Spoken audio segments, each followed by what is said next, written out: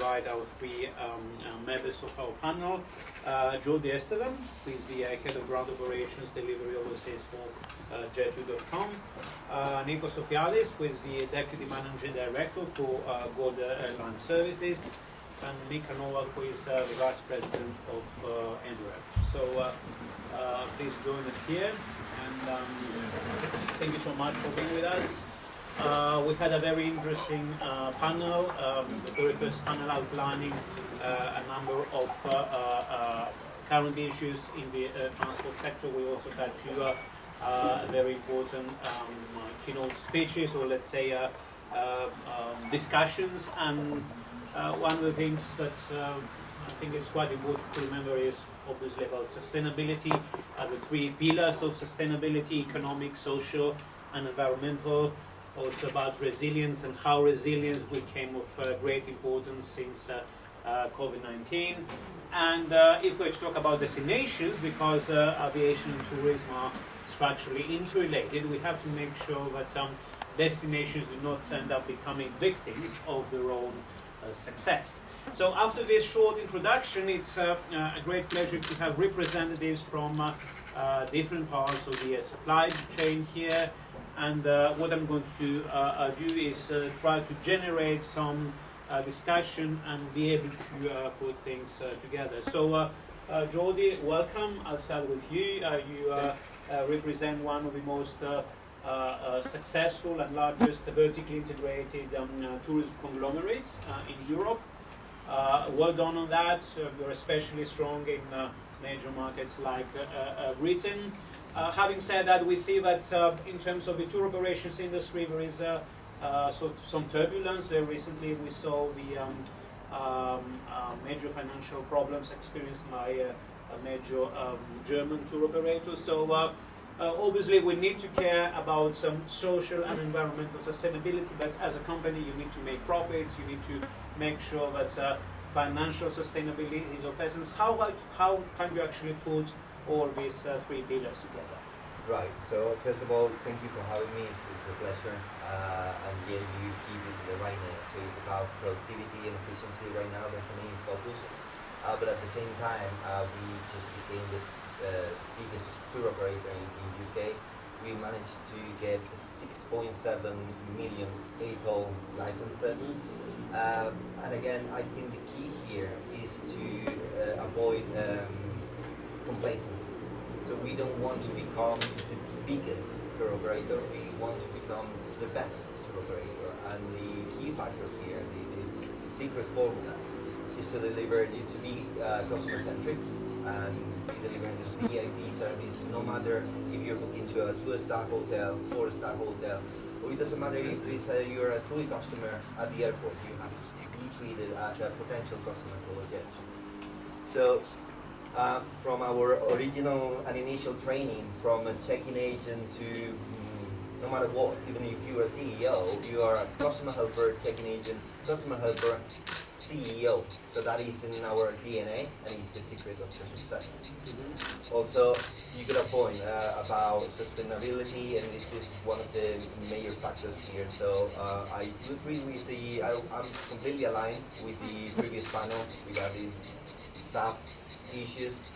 We managed to purchase 650 tons of staff just for Bristol. We have purchased again kind of a little company producing staff in the north of England, but that doesn't guarantee that we're going to achieve the target for 2030. So our aim is to comply. Is to be on top of the regulations, the expectations, and everything. But we need realistic targets here, so we cannot do it impossible. So at the end of the day, we're trying to do in our daily basis to balance everything out and try to deliver. Great. And do you think that tourists buying integrated holiday packages, do they truly care about environmental sustainability? Because most of them are, the typical full-member family, they want to enjoy the holidays at the same time they want to save money. In theory, they might say, okay, sustainability is great, but if they had to put hand deep in their pocket, they may have second thoughts. So what do you think about that? Right, so last year we turned 20 years old as a company. And obviously we're seeing a demographic transition now. For example, we still having families that they book through our contact center, but now the bookings through the app are changing. We're seeing young people trying to get, a green experience with the holidays. We're receiving a lot of push on our surveys to get results that they are like green factor or green thinkers. Obviously the impact is not brutal right now as we speak, but with this demographic transition I believe that in 5-10 years from now on it will be part of their DNA and they will be looking for that. It's the same if I use my parents as an example. I'm not looking the same things that they're looking for a holiday, and it's a fact. So I think if we adapt quickly to the future needs, then we will see the results. Great. And talking about sustainability, we also need to talk about the institutional framework. One of the things that we do need to put attention to is customer protection. You referred to ATOL earlier, which is a pioneer scheme that was introduced in Britain. The EU introduced the travel package directive a few years ago. What do you think about the future of customer protection? What's your approach on that? It's a tricky one. Again, we're trying to lobby our own UK government on a daily basis. Our mindset is more European than UK, to be honest. So we're trying to adapt and work towards the EU and create, some relationships together. But at the end of the day, we are not very concerned about that. As we speak, we got biggest exercise at the moment. With the geopolitical situation, for example, the Israeli-Palestinian situation is affecting Cyprus, for example, the trading. So we're focused in another kind of question. Thank you very much. You're very welcome. Nico, let me come to you. Goldair, major ground handler, not only in Greece, but I would say increasingly at world level, a great multinational, so well done on that. Again, we have to make sure, as we said earlier, that we don't become victims of our own success. And, just shortly after COVID-19, we saw lots of chaotic situations all around Europe because of some supply chain constraints, mostly related to ground handling sector. Here in Greece, things were better compared to Schiphol, for example, or other places, but in any case, we have labor shortages and related issues to mention. That's a wider issue into it, very much related to what we call the big resignation problem, but I think that it also largely affects ground handling as well. So what's your view of that and what's the way forward for this year? Well, actually, the problem has affected the whole economy, the global economy as well as the Greek economy. We operate in Greece, in Cyprus, in Serbia, Bulgaria, India, obviously. The problem was worse in Europe, and this shortage that you referred to was a problem in the past couple of years. It was even bigger than this year, and we are facing this year. The issue is that Greece don't want to work for that industry, let's say, for our industry, or they are less eager to do so. One of the reasons, of course, is because of the pandemic, because they lost their jobs, they were living on the government, let's say, subsidies, etc. And they have an increase in security for our industry. It's the same in the hotels, it's the same in the restaurants. In Greece, this year I think we will be 80,000 people less than we should have in the touristic, let's say, in general working. So it means that the problem is bigger than us, bigger than the airport, bigger than the airline. However, how we are trying to tackle the problem is we're trying to, we have assisted in changing the local legislation, the legal legislation. And since last year, it is permitted to bring people from abroad to work in Greece in a specific industry. While 2 years ago, we could not bring somebody from the Philippines, from India, or from any other part of the world to work in the ground handling business.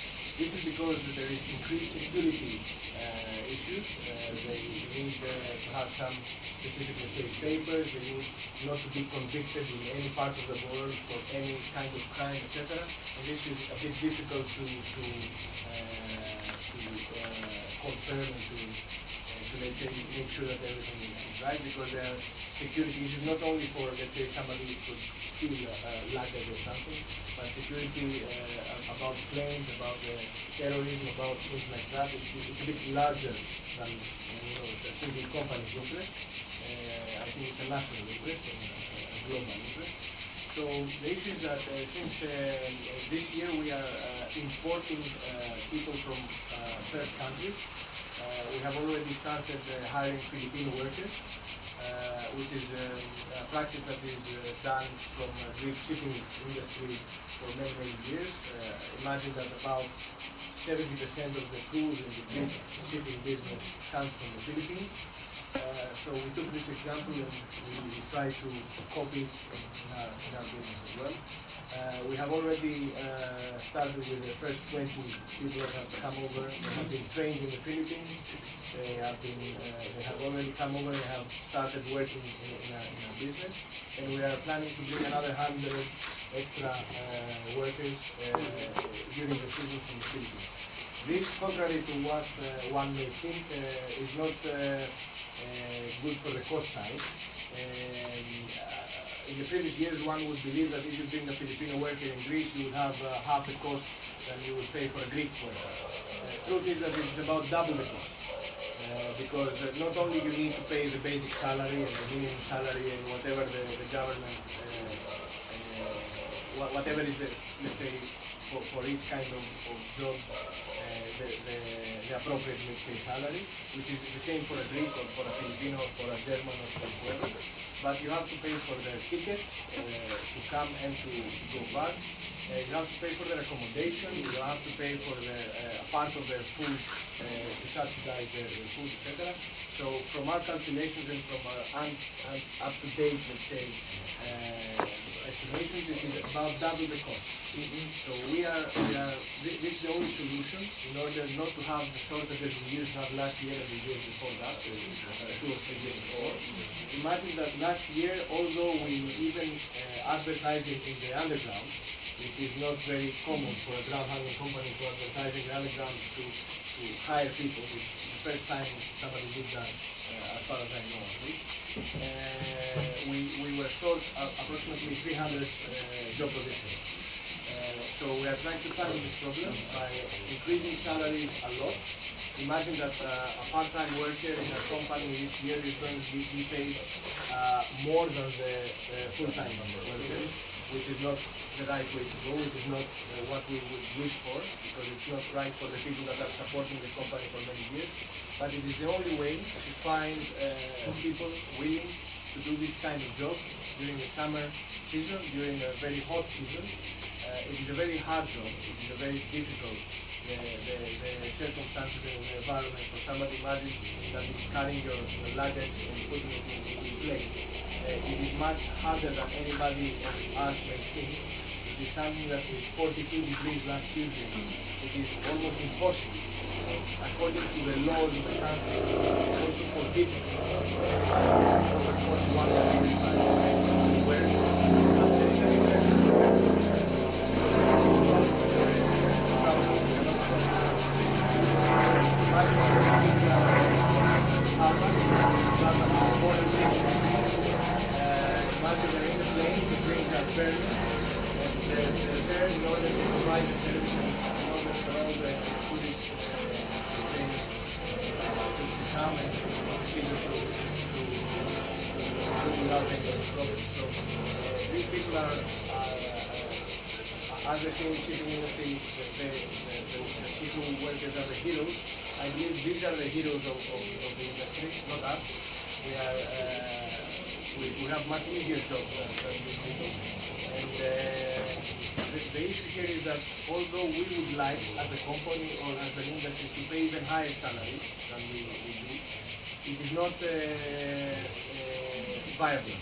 viable for the company, because ground handling is the third or fourth cost of the airline. The airlines are trying to reduce costs, and pushing as much as they can to the providers, the vendors.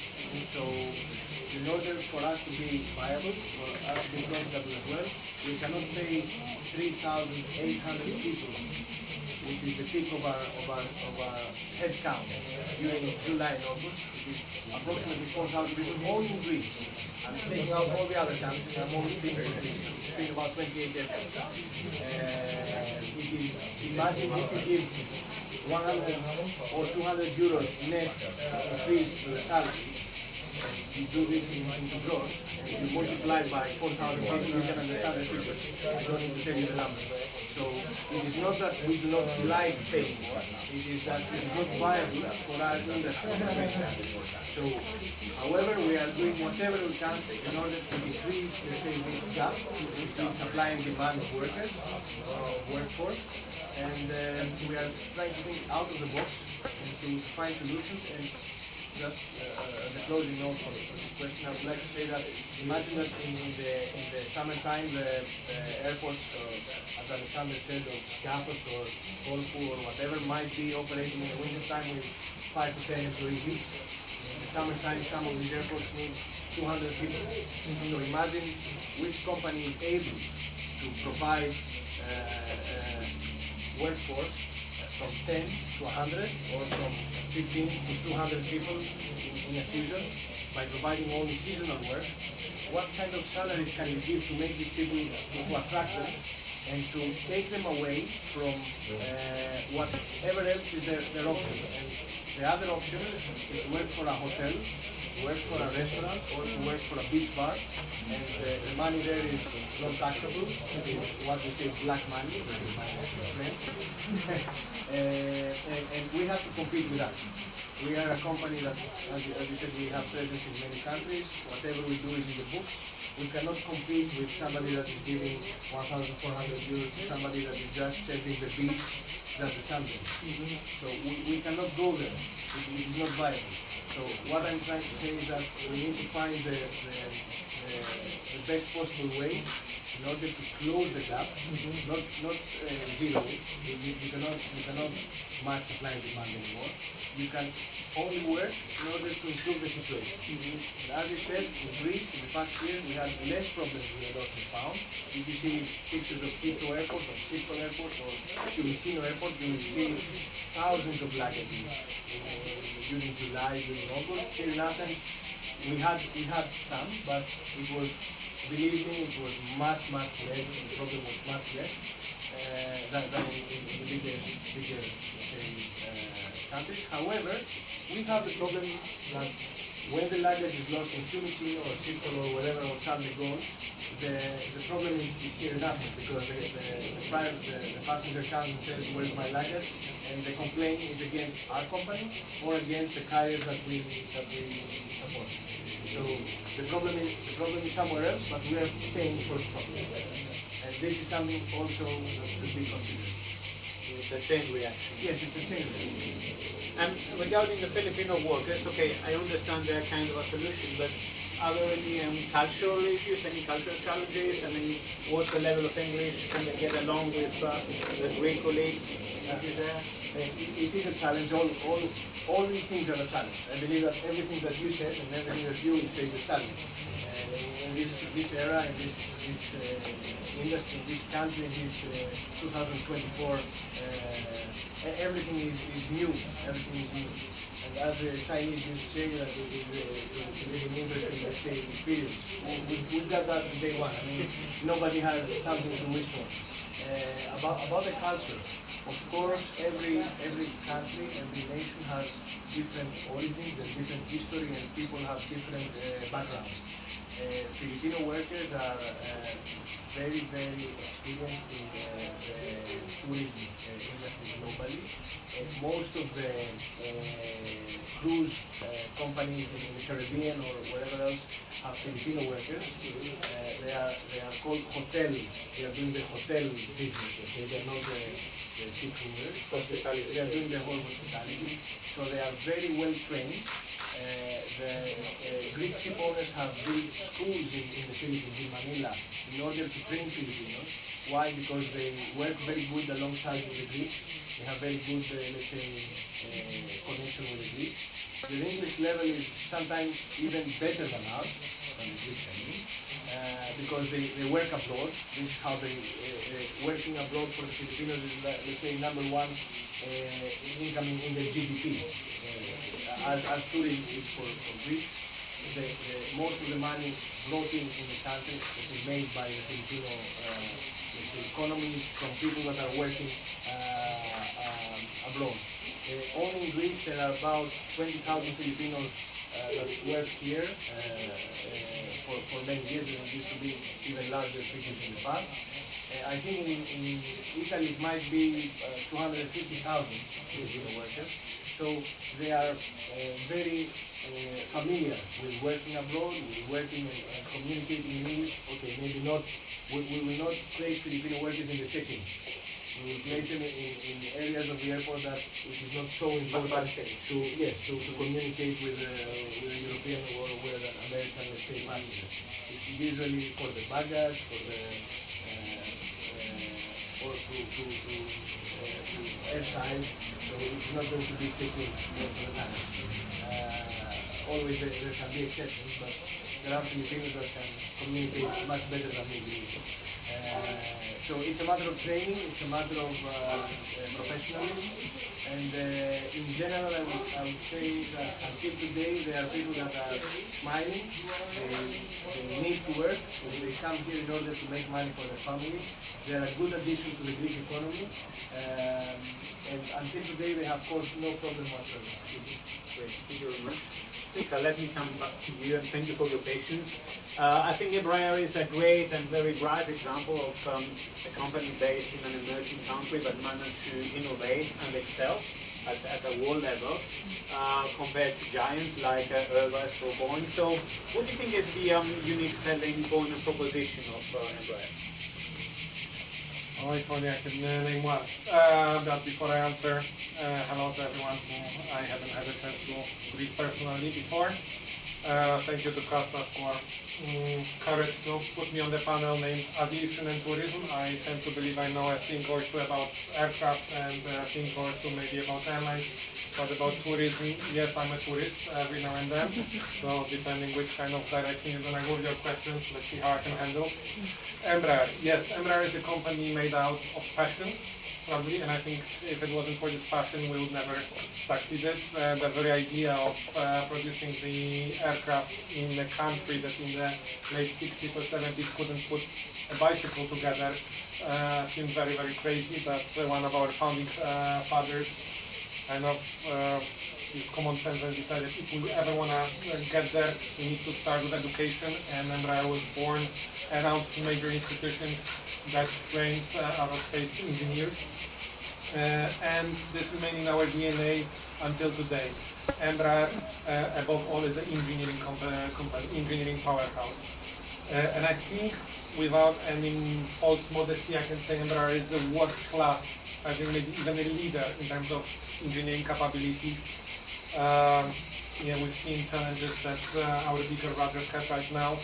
You might have seen 5 years ago we were very close to marriage with Boeing, and the main reason why Boeing was so interested in acquiring Embraer was actually the access to the engineering capabilities. And these capabilities also allowed us to reinvent ourselves throughout the years. We are only 55 years young, I would say, because in what we do, the product life cycle is measured in decades, from coming with the concept through designing, manufacturing, and then supporting the product. It's actually 30, 40 years, the product life cycle. So from this perspective, it's only 55 years.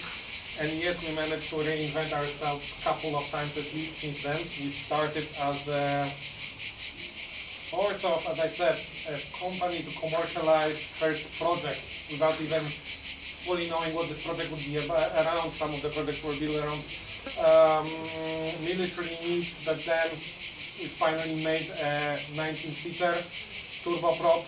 It was somewhat successful, then we pressurized it, allowed it to fly faster, higher, and from this we made another big step, and we decided to make a jet. And suddenly those jets, we became a very global company and became associated with regional commercial aviation. but only 5-10 years later we decided, how about executive jets? And many people might not know, Embraer is one of the biggest players in executive jet space. We are leaders in a smaller and mid-sized category. In the meantime, we also developed the defense business, and we are getting more and more traction with our transporters. And I can name more and more kind of side projects that we are developing, but closer to the heart of what I'm doing, I'm responsible for marketing in the commercial aviation space. We are also undergoing yet another transformation because for many years we were the leaders of regional aviation. We are competing with Bombardier, ATR, and Fokker of this world. We had to close this chapter a few years ago. The competition has been gone, but also the market is moving away a little bit from this space. The aircraft are getting bigger, and we also follow this trend. We deliver to the market the biggest product we have ever made with the 195 E2 that cost us advertising. We're gonna bring it later this summer to Greece for a demo. Can fit up to 146 seats. It's not equal to the narrow bodies, but we ended up actually now competing head-to-head with Airbus and Boeing on many campaigns. We are still 10 times smaller, so we have to be agile, and I think we have to do everything 10 times better to achieve the same results that those guys are achieving, taking benefit of their incumbency history and sheer size. So yes, coming back to really what you asked for, our USP is engineering excellence and agility and kind of work harder attitude because we are the challengers. Great. And talking about tourism, we usually make a distinction between business tourism and leisure tourism. So obviously your regional jets that you refer to, state-of-the-art aircraft, very good for regional routes and routes that relate to business travel. When we talk about leisure travel, then the economics are a bit different. And we'll talk more about economies of density, how you can fit as many seats as possible into an aircraft, how you can become more fuel efficient, and obviously, narrow bodies there, produced by Boeing or Airbus dominate the market. So, are you interested in the leisure market, and how would you convince a leisure operator to buy your own aircraft? It's difficult. It's a complex one. I think, yes, everything that you said is right. Tourism is naturally associated with bigger aircraft. Tourism is naturally associated with Transavia, TUI, Thomas Cook, those brands. But it's not black and white. And I don't see Michal, I think he left for a moment, or an airline representative. I worked for Airline for a couple of years, and unless the tools and digital system evolved dramatically for the last time, I bet that most of the airline representatives would not be able to tell how many passengers on a given flight would be flying for business or for travel. It's a mix. It's always a mix. I am taking Transavia flights very often for business reasons, and I would always very often go for holidays as a regular hub and spoke carrier through Frankfurt. So, yes, there are various shades of it. But yes, we are not typical supplier for the biggest players in pure leisure space. But I would say yes. It probably will never become the core of our application. But we have ambitions to crack this segment. And we have the new tool to do this. Again, E190, our previous generation, was smaller. It offered significantly lower trip costs, but with a significant penalty of on the seat cost. With the E2, I think we made double or triple effort versus our competitors. We not only put new engines on, but completely redesigned this aircraft.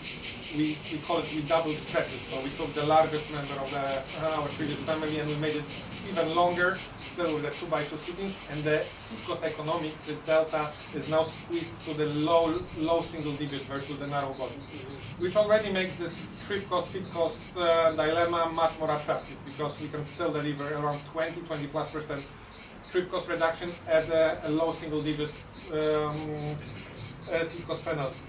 And whether it makes it a best product for ultra low cost or a charter operator, not necessarily. but is it a product that can be used on leisure routes? For sure, yes. We have TUI already that is flying Embraers from Antwerp to many Mediterranean destinations. It's a typical niche application. It happens. We have now Scoot. There's low-cost carrier that decided to go for Embraers. And interestingly enough, not for the E195-E2, our larger variant, but E190-E2, the smaller one, 100-seater, because they see that this could be a perfect route opener for them. So, not easy. We still have to get, and our priority is to give the proper momentum to this program. It's been in operations only for 4.5 years, and 3.5 out of it under COVID circumstances, so selling aircraft was not very easy.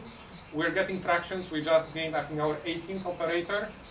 Most of them are coming from more natural customer base, either regional operators or mainline hub feeders. But as I mentioned, we have already a couple of non-typical operators. TUI, Scoot, Salamer, which is the low-cost carrier in Middle East and Africa. And I think as the program grows, we will see more of them. Great, great. And the last thing I would like to ask you is about what we experience in Europe, the so-called North-South divide, which is apparent in many different areas, including perceptions vis-à-vis transport. So in South Europe, we have a very positive attitude because, as I said, transport is structurally interlinked to tourism, and tourism is very important for the Greek economy, or the Spanish, or the Portuguese, and so on. In Northern Europe, it's different, and Alexander area did highlight this issue as well, the demonization of transport. So as an aircraft operator, starting and stemming originally from a regional aircraft point of view, what's your way forward? Are you going to put more emphasis into sustainable aviation fuel? Are you thinking of other ways to convince people that you can produce a green solution? Okay, two parts maybe now to comment. To be honest, now I've never ever thought in my career in Embraer of this North-South division. Yes, it's kind of sensible now that you're telling me in terms of passenger approach, but kind of on the airline level, I don't have a feeling that Scandinavians care more on average, right? Of course, yeah, I think SAS winners, they are dedicated, they speak a lot, but it's not exceptional, and we have a lot of carriers from Southern Europe, but also from the regions that are not typically associated, even in Africa or Middle East and Africa. Many airlines really embrace the term, so the division is not so clear. Now what we do. Well, I wouldn't like to be a party pooper, and but I will be a little bit maybe, because our biggest competitor very often focuses on showing fancy pictures of a blended wing and promises of hydrogen aircraft being in operation in the mid-30s. We are more realistic about it. More realistic doesn't mean that we are less optimistic as to actually reaching the goal and objective for the industry. But it has to be noted that we have, quick calculation, probably over 10,000 conventional aircraft still on order in backlog to be delivered. Around 80% of the car or the fleet in service is still previous generation fleet. So this rollover is yet to happen. Those aircraft will be flying for another 20 or 25 years. 20, 25 years, we are reaching around our goal, 2050. I think no one knows for sure, and there's no still kind of conversion on the views on this, but if I were to bet my own money, I would say that we will still see another generation of aircraft with more traditional propulsion, meaning still propelled with kerosene, maybe with some level of hybridization. But now I want to move to the optimistic part of it. Rania, you said, I have bad memory to the numbers, but probably roughly 35% of the kind of our roadmap to net zero, and I think we are in rough agreement with the Destination 2050 projections, will come exactly from this, refleeting from current generation and maybe another one, so simply reducing the consumption on traditional jets. SAF would be the farther step, but there's a kind of a vicious circle between the two. We are short on supply on SAF. Producing SAF is kind of energy intensive, so you want to limit the consumption on SAF as well. So the more efficient propulsion, the less demand on SAF. So it's going together. And then we move to more sexy stuff. Hydrogen, electric, new design. We are working on it. No, don't get me wrong. We are working on it, but we know what it takes to bring something from the drawing board to making it fly as a concept or a pilot, to make it certifiable, and then to make it commercially viable program. We know because we're the company that's certifying the highest numbers of aircraft and delivering to the market in 21st century. I think we did 20 or 21 platforms. So we really know what does it take. And we have slightly more conservative timelines, really, as to what is achievable by the end of next decade and the following decade. And it doesn't mean we don't need to act fast and now, right? It actually means that we have to act now and even faster because how many challenges we have to overcome. But we believe that electrification, hydrogen, and more radical solutions, this is the answer post-2050. So we have the route to decarbonize, and part of it will be SAF, part of it will be some market-based measures. But as we go, because the world doesn't end in 2050, we hope to actually to maybe give another spark for aviation to grow in a carbon clean way after 2050, unlock, kind of remove even this bottleneck completely from the picture, that is sustainability. I love the saying, flying is good, CO2 is bad, let's decouple the two.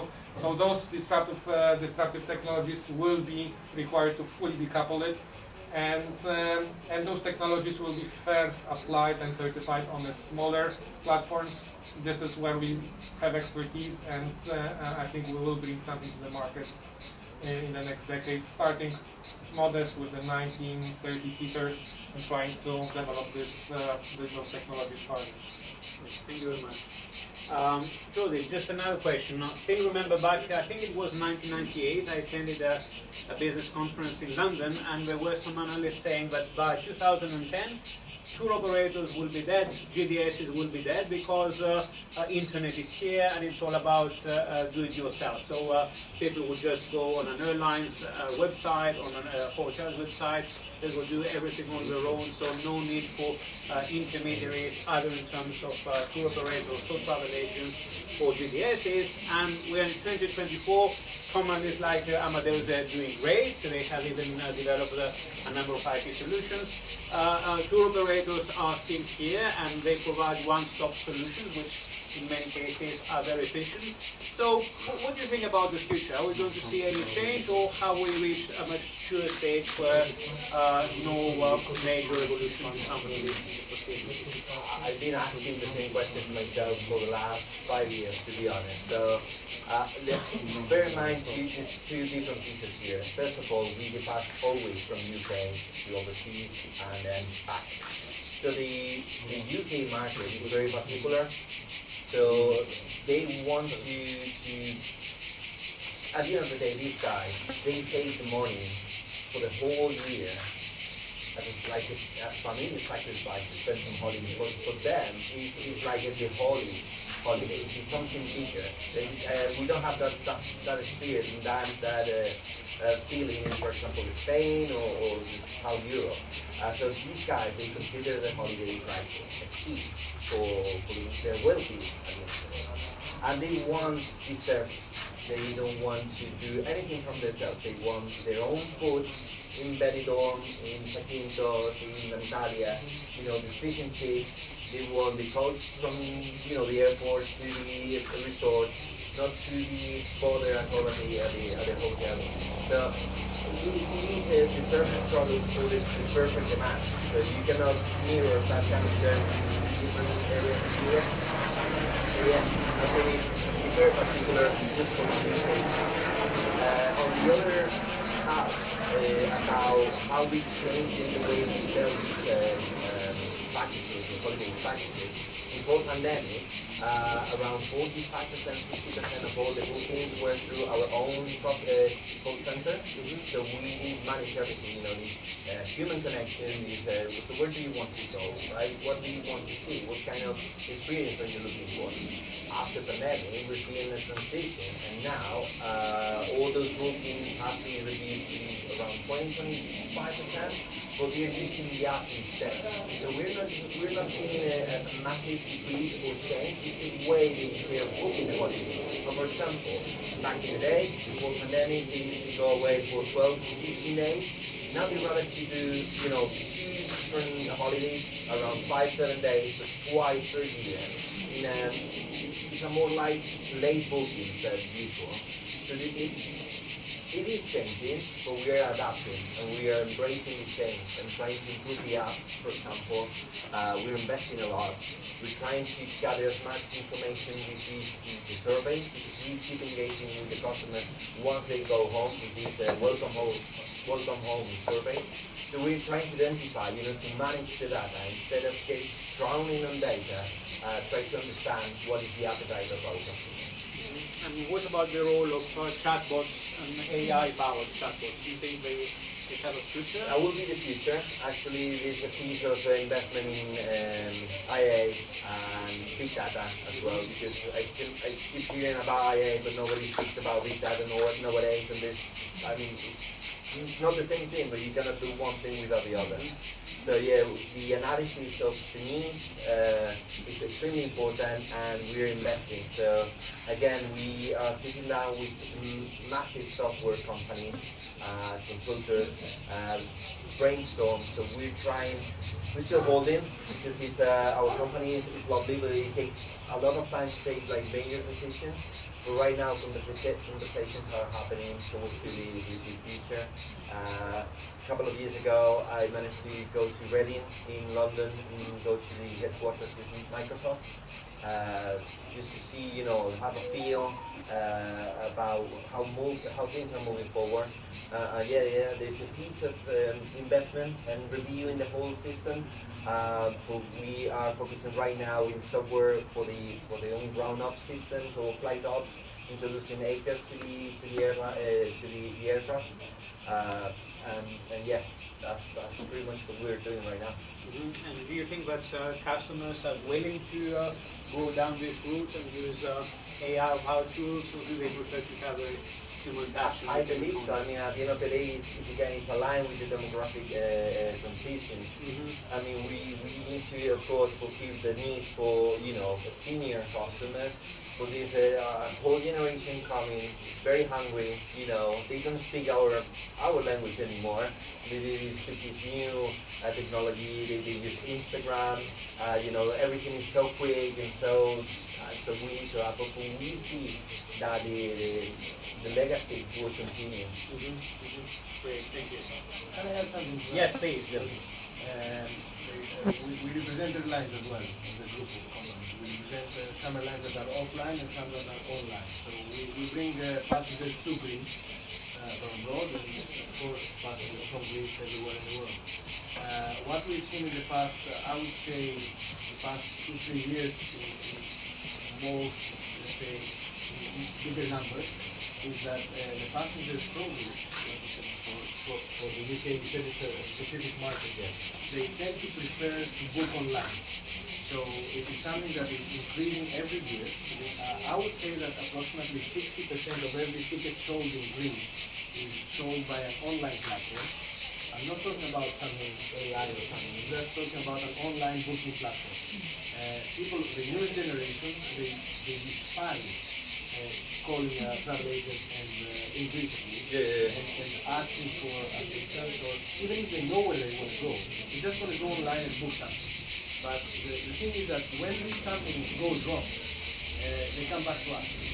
come back to the travel agent, they come back to the GSA, they come back to the airline and ask for support. And then it is much more difficult to help when you have not issued the ticket, when you have not, when you are not part of the system. First of all, you do not have access to the booking. Only the airline itself can do that. But even the airline, they say that, okay, if you book through, for example, this online travel agent, I don't want to use any name, you have to go there. So even if they call the flag carrier here in Greece, they will not support. They will say, go back to the travel agent that you bought the ticket from. Yes, and this is really, really difficult. Why? Because these online travel agents, they are not travel agents. They are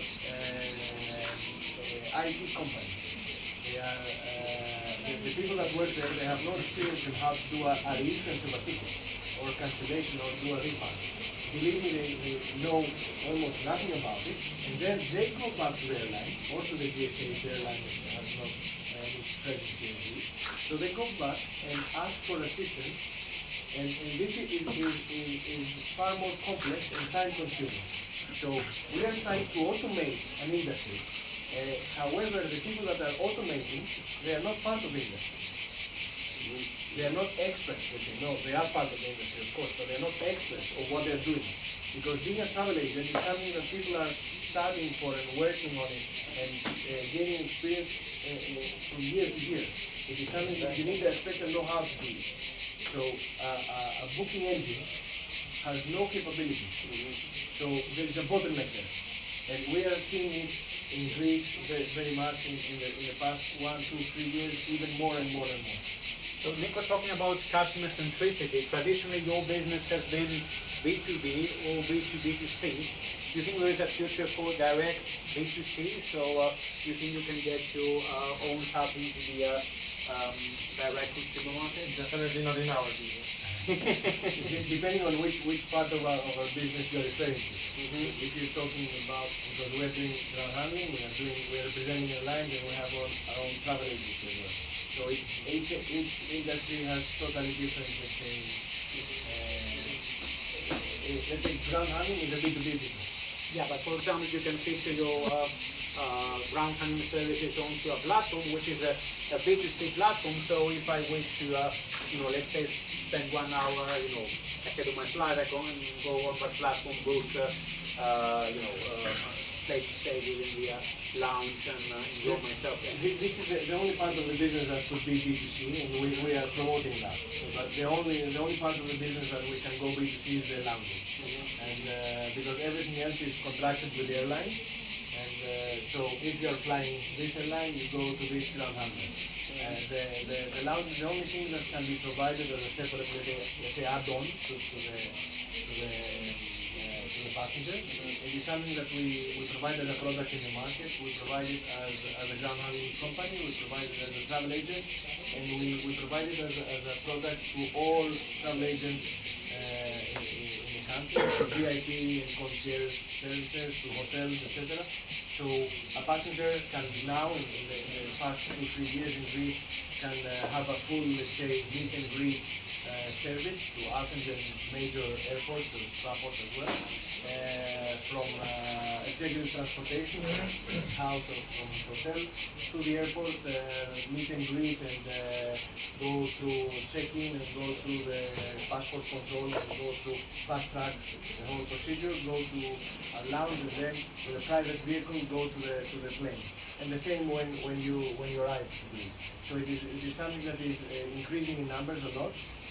Imagine that since 2019 we have doubled this business in terms of turnover, in terms of passengers as well, service. And it is something that it started with COVID. COVID was good for this. It had a positive effect because more and more people wanted the private, let's say, experience. And they wanted to be more secure with less people. And imagine that even avoiding the bus, go with the bus to the plane and going with a private car was, something that they were willing to pay a lot of money.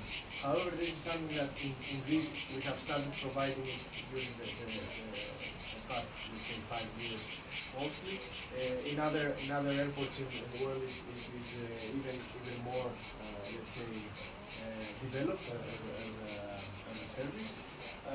But we are investing a lot in lounges as well, because we believe that, and we have seen it in practice, that more and more passengers choose this solution, even if it is not supported by the airline or the ticket that they have requested. So they are willing to pay for having this extra, let's say, service and this extra comfort. Mainly, of course, passengers from specific countries such as the US are willing to pay any amount, just not to go with everybody else and to have a bit better experience. And this is more, let's say, I would say, more interesting for a passenger in the smaller airports in the periphery of the island, because the infrastructure, again, although it is new and it is very, very much different than the past previous years, again, there's a bottleneck. So people wish to avoid the queues and to avoid all these problems that we were facing in the previous years. And it is something that I believe it has a lot of future. Michal, obviously you are into B2B, but do you think that passengers also care about the aircraft type and the aircraft manufacturer, or is it just about the airline? What do you think about it? No, they don't. At least it's, of course, not top of their mind, right? And take any research, you want in the past 25-30 years, you will see that for the more leisure type of travel it will be overpriced, for the more business it will be convenience and itinerary, and I think nothing has changed dramatically over the years in this. So I don't believe that simply by putting Embraer versus Airbus or Boeing on the market suddenly it will directly influence the passenger choice. However, it's not that it's completely irrelevant. It's certain kind of, I don't know, position number 5, 6 people will start having their preferences, especially the frequent travelers, and maybe they will not very directly associate their experience with the brand. I think this varies market by market. I come from Eastern Europe, from Poland, where people are fixated about what type of equipment they're flying. I think more in Western Europe, it's more like commodity, and passenger wouldn't be able to tell whether it's through Airbus or Boeing. But I think every passenger in the end can tell whether they were satisfied with their experience or not. So airline, they do have to make sure that it's as pleasant as possible. So we are spending a lot of time thinking how to make our cabin more pleasant. Is it possible to kind of create, as part of marketing, a desire for certain aircraft? Would be very ambitious, but maybe not impossible. I'm again trying to go back to my Eastern European roots. Yes, kind of where you had an option to fly Tupolev versus a Western made, it was a no-brainer. So it's an extreme example, but shows that you somehow can have the preference. Can I suddenly realistically dream of becoming Embraer, kind of have such a strong preference for Embraer versus my existing competitors? Hard to say, very ambitious, but yeah, we will continue to invest in cabin comfort, in marketing, in speaking about it, and our unique selling point is two abreast configuration. We tend to say no one loves to have a middle seat, and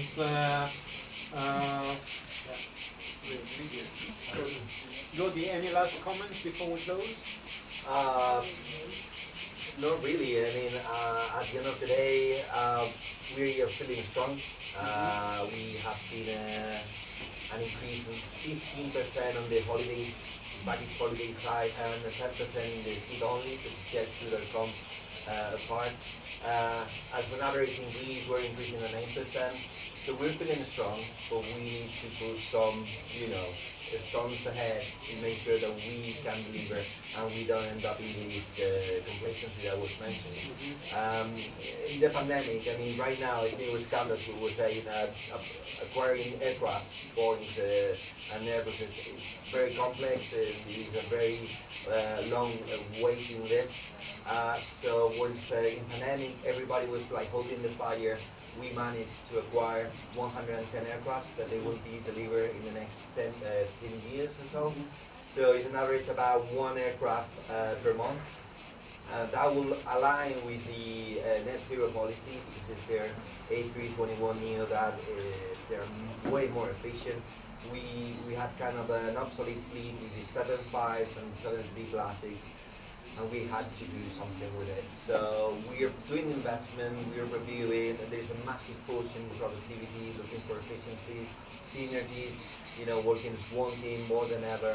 And try to build, something strong and solid, and become the best tour operator of Europe. Thank you very much. Nikos? I'd just like to say that we need to remain optimistic. I believe we have to be conservative in any industry and any field that each of us operate in, but I think we should remain optimistic. We should be conservative as well, but we should be very optimistic, because after the pandemic, I think now things are evolving in a certain direction. I totally agree with what Alexander said before about the infrastructure, because it is very important, the constraints that the current infrastructure in any country, but I'm talking about our country mostly, in how much you can produce and how much you can develop the product. Of course, we have to avoid issues of over-tourism and problems of over-tourism. However, the statistics noted before about Nikos and Santorini, for example, I would say it is important to see from what is the starting point, what we are comparing against. Because if we are comparing that Nikos is gone 1.7% down since the record year of 2023, which is like 20% above 2019 figures and 50% above 1985 figures or whatever, 1995 or something. It is important to be, let's say, to see where we start from and what a decline means. Because 1.7 from record numbers, it is not a decline. And a decline in people does not mean a decline in revenue. Visitors compared to the money that they bring to the country. So I believe we have to remain optimistic again. We have to take care about the infrastructure, and the government has to take care, because in the past years, I remember hearing in the respective panels of Costa, ministers of tourism have come here in the past years, and everybody was applauding and saying how good work they did, etc. Some of them did very good work, and I agree, and I'm a fan of them as well. But to be honest, this specific, let's say, industry and this specific ministry, it's very easy to take credit, because you take credit for all of our jobs, they don't need to do something. If they're in the good, let's say, in the upward, if they are lucky, they will, the next ministry they will take is a better ministry or a more, let's say, so what I want to say is that we all need to work every day. We all need to try to do better than we did last year or yesterday. And all of us together as a team, because not only our company, but our companies together and our industries and all of us that are in the aviation or the tourism sector, we should see it as a common product. If everybody sees only his own tree, let's say, it doesn't work. We have to see the forest, and we have to work alongside each other. I think it is very, very, we are in a very good era right now. If something doesn't happen like what happened in 2020, it's only going to go better and better. But we need to be here to support it, to sustain it, and to make it easier for all of us. Great. Thank you. Michal? To sum up, I think I concur on the optimism, but things gonna get better, but I don't think we can tell for sure how this better would look like. I think this is what will make the next 5 years super interesting. I think there's so many trends that are materializing right now, and how they play out we should see in the next 3, 5, 10 years, and it will be amazing, interesting time to be in this industry. We were talking today, collectively speak about growth over tourism. Maybe growth is not essential to be profitable, as you said. There are many things that I think affect is visible with a certain delay, just like COVID was a shock, and many were speculating whether it will trigger consolidation. I was always saying that I expect it to happen with a certain delay, and that's exactly what's happening. Only now, 4 years later, we see this consolidation accelerating. And now sustainability was also kind of a shock to the industry. Of course, we are accumulating the greenhouse gases for decades now, but I think we self-realized as an industry with full force how big of a trend it is only a few years ago. And there was a lot of talk, and every single conference is all about sustainability. But only now the first strong regulatory measures are being actually implemented. Only now airlines will full force feel the pain on cost and what it means. And only in the probably next 2, 3, 5 years we'll see what is the proper effect of it. Whether people, customers will embrace in the end. Right now we know declaration is one thing and the payment is different, but only in the future we'll see what is the true price elasticity and whether what would it mean for the growth rate. And then yes, we will simply need to adapt. We, of course, are sometimes we always were a little bit more conservative, and slightly slower growth is better for us because then it increases the preference for smaller aircraft. But if we as an industry and our passengers will find a way to actually continue to grow in a sustainable and profitable way, maybe we'll need to flexibly adjust and make and adapt our product portfolio to it. So one way or another, I think it will be better. We've learned a lot over the last couple of years to how to deal with challenges. Great. So I would like to cordially thank you for this very interesting and constructive discussion.